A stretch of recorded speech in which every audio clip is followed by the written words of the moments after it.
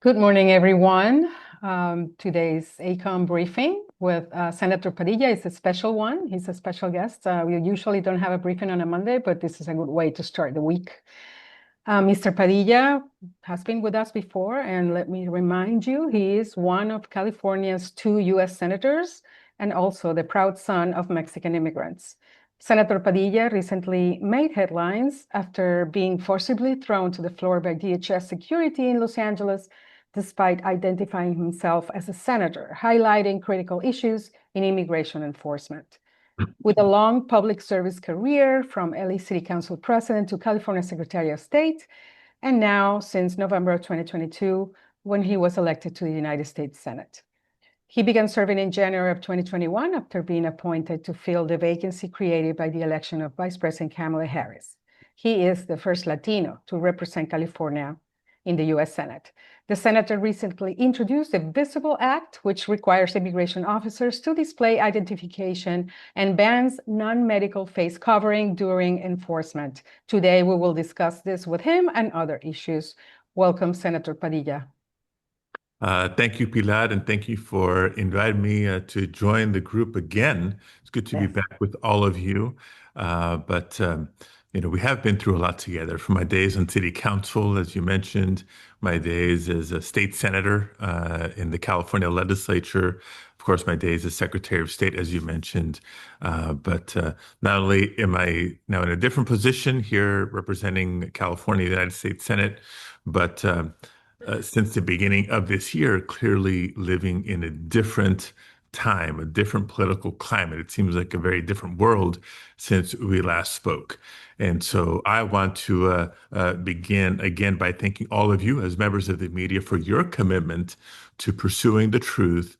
It's even more critical today than it has been ever. This is the second Trump administration, and it's not just that we're facing even more intimidation and legal attacks on the media.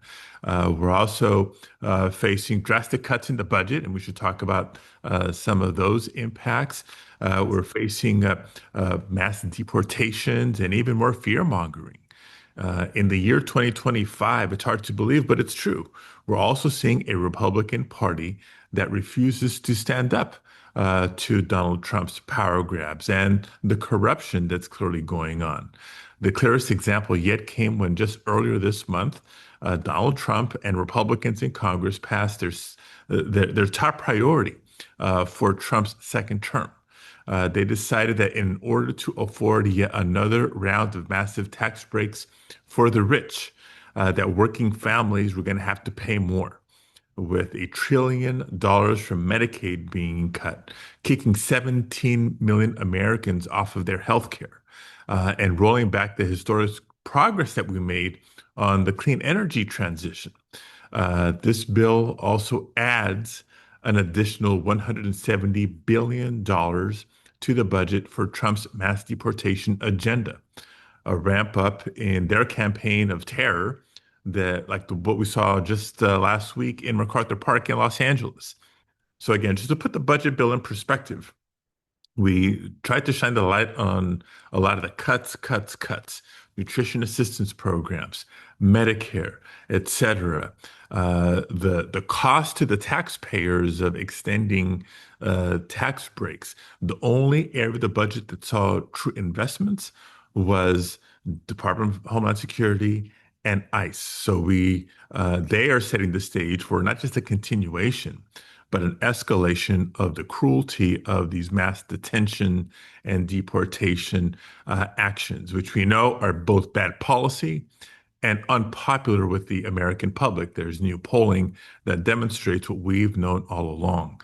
And in addition to all that, I'm sure you all saw what happened to me last month when I was simply trying to ask a question at a press conference held by the Secretary of Homeland Security in Los Angeles, in a federal building in Los Angeles.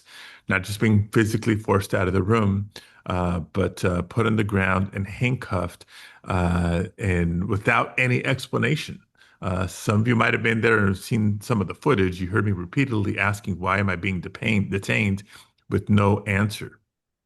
But in the aftermath of that event, not a surprise to me that the Trump administration chose to lie about what happened. But thankfully, there was video that everybody was able to see for themselves. And as I said then, and I've been repeating it ever since, if this is how this administration responds to a United States senator who wants to ask a question, to try to shed light, try to get truth, try to get information as to what's really going on, then we can only imagine what they're willing to do and what they are doing to so many people in all corners of the country, but especially in Los Angeles. And even though we know the truth, because we hear it from the people being impacted, the administration is also willing to lie about that. We hear what they say about protesters. We hear what they say about migrants, about any community of color or anybody who's willing to disagree with them on policy. And so it makes your work more important and my commitment to my work, I think, more important. I'll continue to do everything I can to hold this administration accountable. So one of the ways, and Bilal teased it in her introduction, is my introduction of the Visible Act to require immigration enforcement officers to display visible identification and to ban non-medical face coverings. Because no one should have to wake up one morning and fear that they're being kidnapped by masked strangers. But on this and so many other issues, we in Congress can only be successful in holding the administration accountable because of you all reporting stories on the ground of how this administration is treating our communities. So I encourage you to keep reporting the facts and continue speaking truth to power. And with that, Pilar, I know there's a number of questions that we want to get to. And so thank you all for making the time and look forward to your questions now. Thank you. I'm going to ask Araceli Martinez from La Opinión. She has a really relevant question. Araceli, ask your question, please.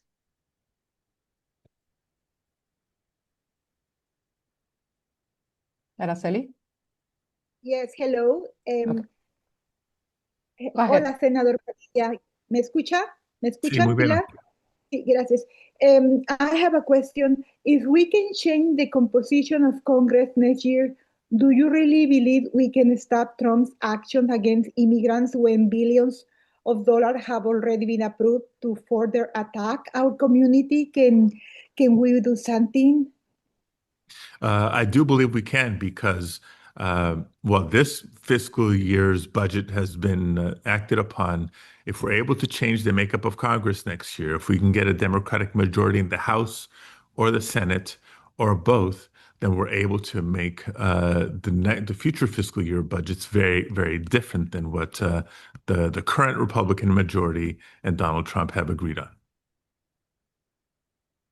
Thank you so much. And in addition to that, because I think this is important to share, it also improves our ability to conduct oversight.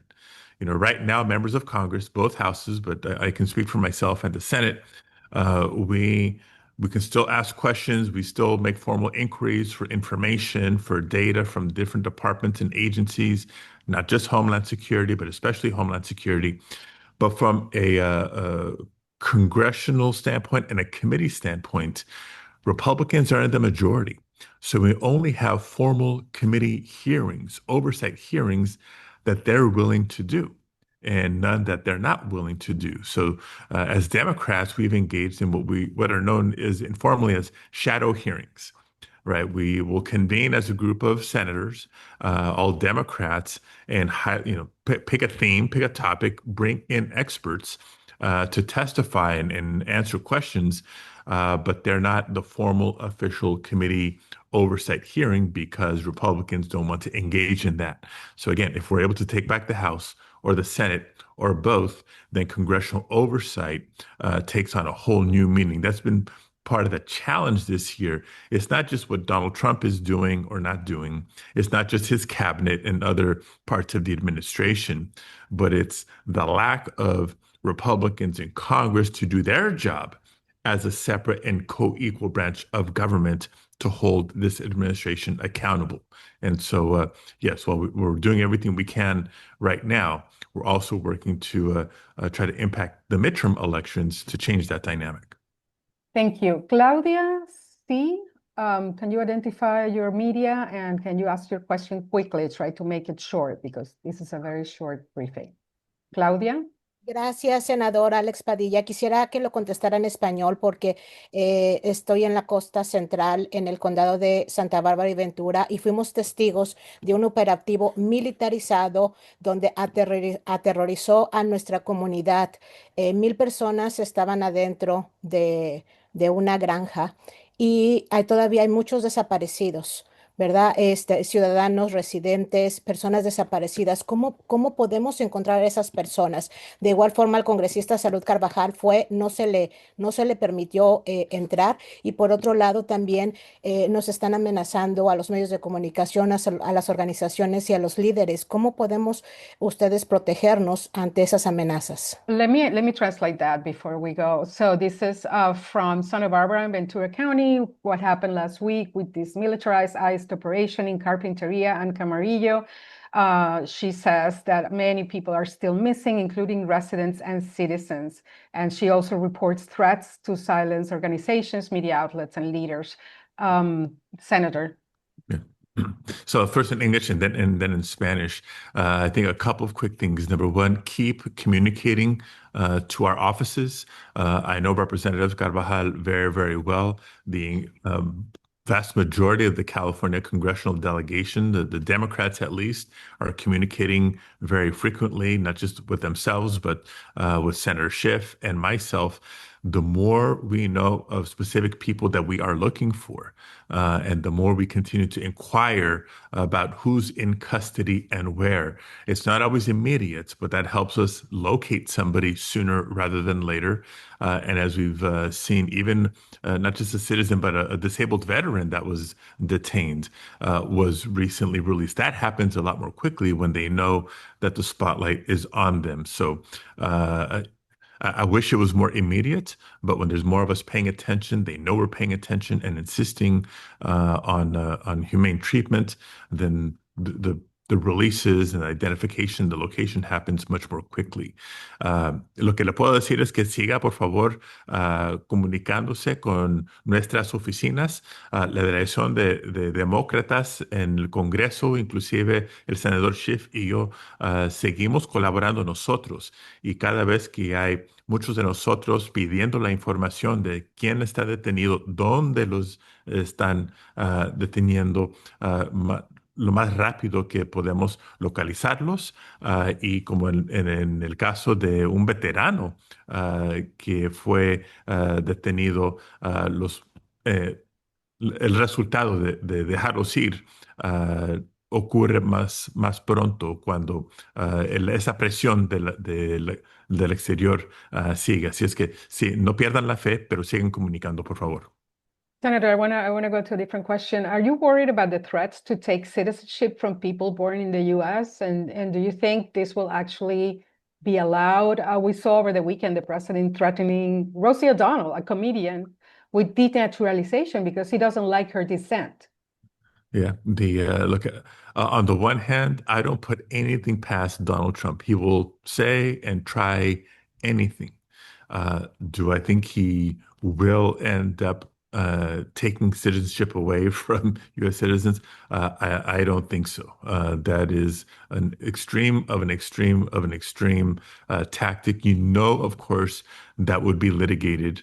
Not just the law, but the Constitution is very clear. That's why in some of the earlier confirmation hearings, when Attorney General Pam Bondi was before the Judiciary Committee as a nominee, and the Deputy Attorney General, and even some of the judges that have become before us. I'm asking these very specific questions to get them on the record, to recognize the law that has been upheld and what the Constitution says very, very clearly.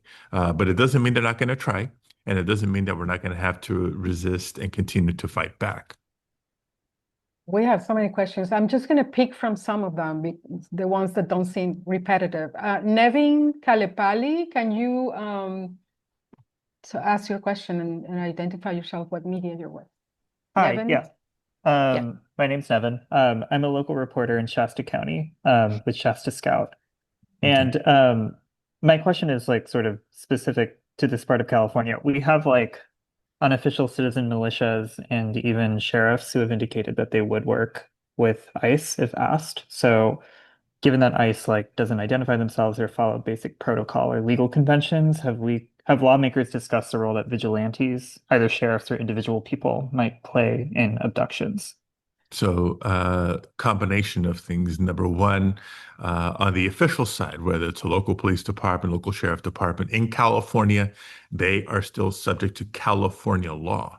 You know, for all the talk about sanctuary policy, sanctuary cities, even sanctuary states, I've had to continue to remind even some of my colleagues, both sides of the aisle, of what sanctuary means and what it doesn't mean. Does it mean the federal government can't come into California to enforce federal immigration law? No. What it means is the state of California will not commit its state resources or local resources for the federal government. We're not going to do the federal government's job, right? So that collaboration and coordination shouldn't be happening in any local jurisdiction that does not abide by the state law is subject to accountability by the state attorney general's office. And I know Attorney General Rabonta is definitely aware of that and monitoring that. The private groups, that's one of the reasons why I've introduced the Visible Act, because there's been reported instances, not just in California, but across the country, of people impersonating ICE officers, which is very easy to do when ICE is not required to identify themselves on their body, their uniform. They're allowed to mask up, drive unmarked vehicles. That is a very a big public safety concern for community and for the agents themselves, because you don't know how an individual or a community is going to respond to somebody they're not sure if it's law enforcement or not. The cases that we've seen of kidnapping, of burglary and theft, of sexual assault, the risk of those types of things happening goes up when you don't have that accountability measures for law enforcement. And what we're asking for with the Visible Act is nothing new.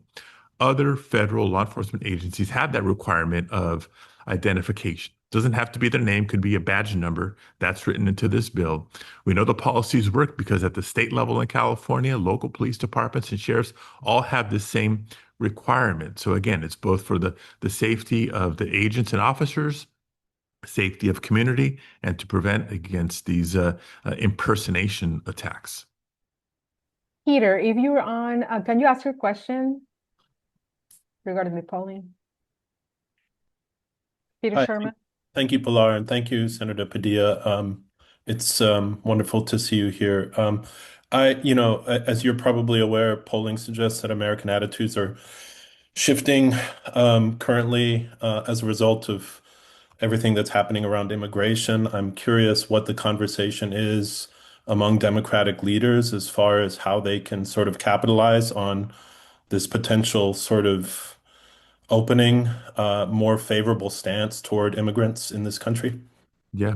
No, I appreciate the question because you're right. I think those numbers tell me what I have known all along, what many of us have known all along.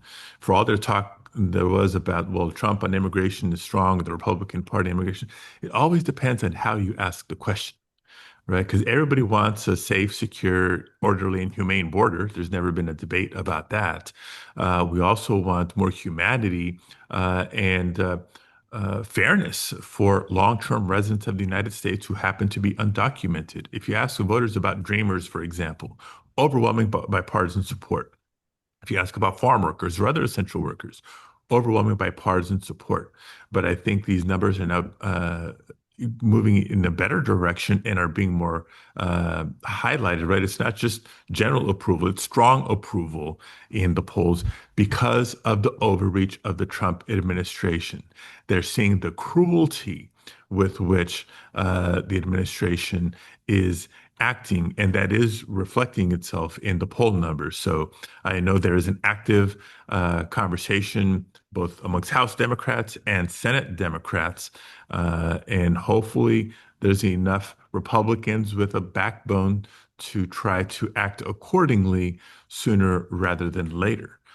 So I think it's encouraging, but we still have a lot of work to try to finally modernize our immigration system and laws that we've been needing to do for a long, long time now. Oh, I'm muted. Juan Esparza Loera, can you ask your question? Identify your media, please. Juan Esparza. Maybe he stepped out. Okay, he says, do you plan on visiting any ICE detention facilities in the upcoming days? Have you visited them in the past? We recently heard some really alarming things about the alligator, Alcatraz, whatever you want to call it, but of many other detention centers. And there's another person here who's saying in Spanish, people are not getting medication. Where can we go? How can we complain? Yeah. Well, that's where at minimum, the congressional visits to detention facilities is important to make sure that they're abiding by the required standards, the conditions that people are living in, the medication, if they're on the medication for a significant condition, those sorts of things. I think I was one of the first to visit a facility earlier in the year when I went with some of my colleagues to Guantanamo Bay. Right. Never would have imagined that there would be an ICE detention facility not within the United States. We know about the prison in El Salvador. That's a whole nother conversation. But the conditions in Guantanamo Bay, and of course, a lot of the domestic facilities. So I do plan on visiting more.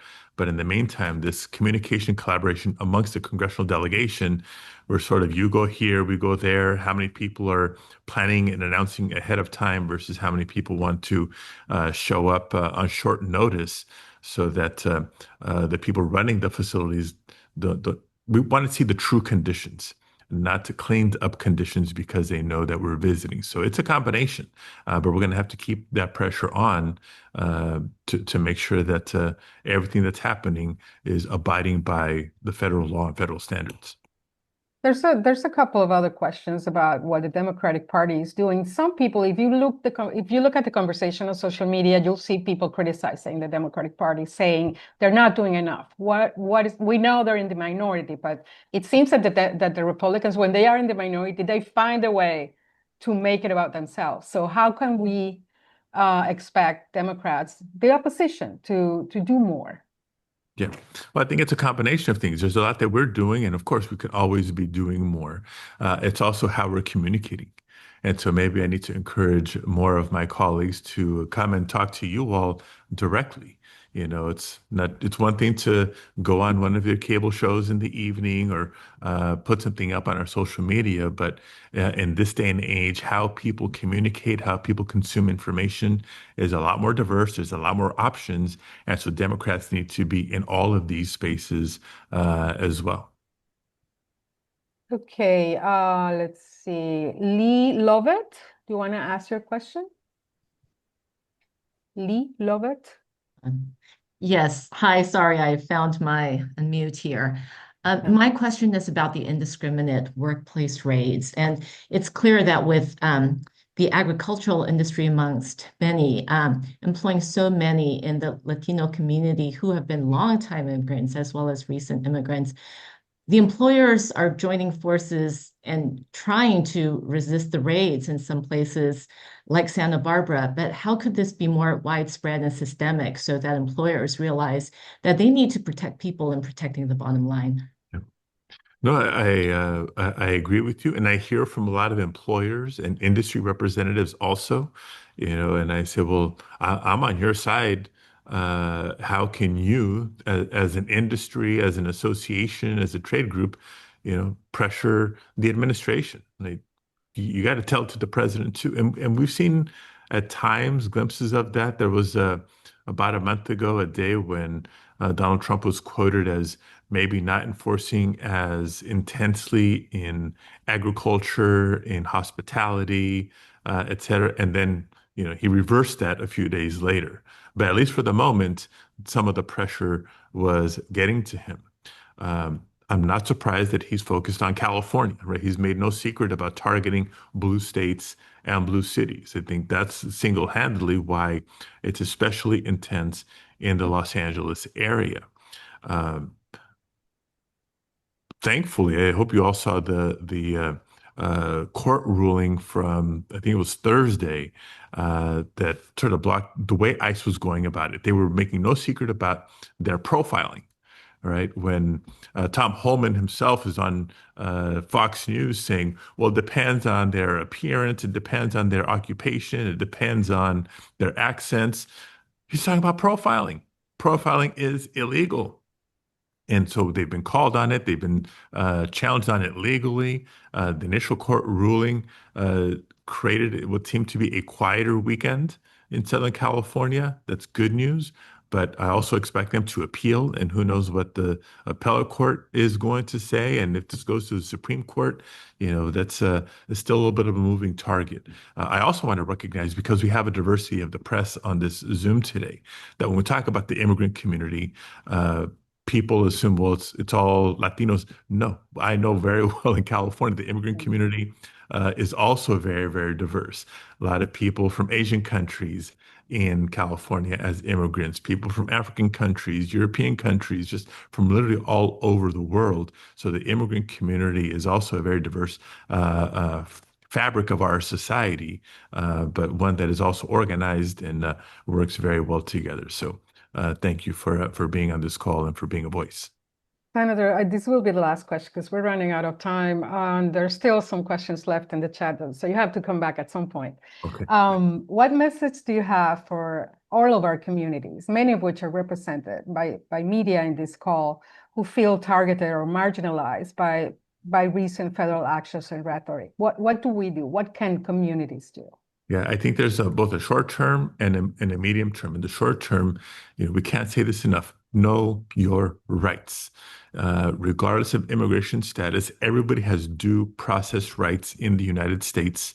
This administration has tried to not respect those rights. As part of our job to hold the administration accountable to make sure people have those due process rights recognized and respected, like not needing to talk to an ICE agent if they don't have a warrant signed by a judge, right? The ability to talk to an attorney before you sign any documentation. Those sorts of basic things people need to be reminded of. There's a lot of advocacy organizations providing that type of legal support and advice. I think in the longer term, it's first, we can't lose faith, right? This country and our democracy is worth fighting for. That's why I do what I do. But we both have to prepare ourselves short term. And for the midterm elections, people who are eligible to vote, they have to register. For people who are registered, talk to your friend, talk to your neighbor, talk to a coworker, talk to a family member who may not be registered, because the ultimate political pushback is going to be at the ballot box next year. Thank you so much. Unfortunately, we only had you for a half an hour. I know you're super busy. There's more questions, but we appreciate it. Gracias. Muchas gracias, Senador. Thank you. It's always nice to see you and to talk to you. Hasta pronto. Hasta pronto.